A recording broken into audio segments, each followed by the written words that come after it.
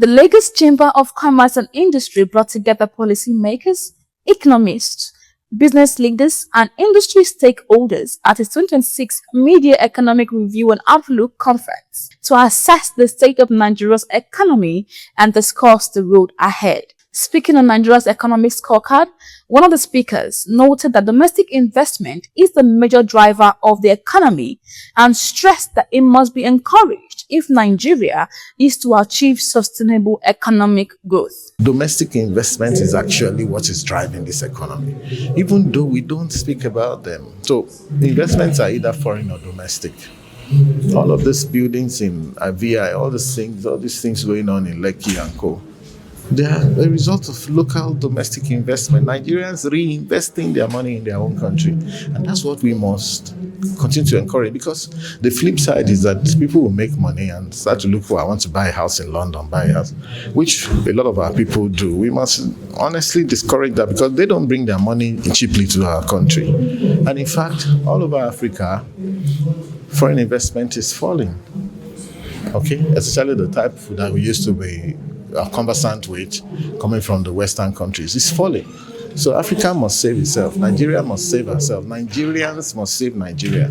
So we must notice the fact that I'm of the opinion that we have to show more respect to domestic investment. We have to show more, show that we really appreciate them. Speaking on industrial policy, manufacturing, and competitiveness, another speaker emphasized the need for the private sector to build its competitive momentum through increased investment, improved productivity, and innovation.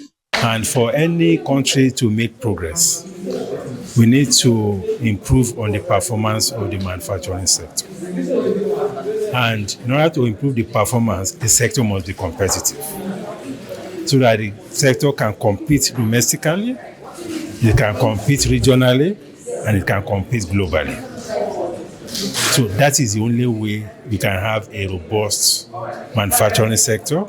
That is the only way we can accelerate industrialization. So the conversation was around those things that we need to do to ensure the competitiveness. The private sector has a role, and the government has a role. The president of Lagos Chamber of Commerce and Industry, Engineer Lcci, said the government's reforms are aimed at addressing these challenges facing small and medium-sized enterprises, including access to finance, credits, and raw materials, while creating opportunities for value addition and business growth. Let's look at the aim. What are the aim of this reform? The aim is that they really want to put into consideration those challenges that SME are having over the years.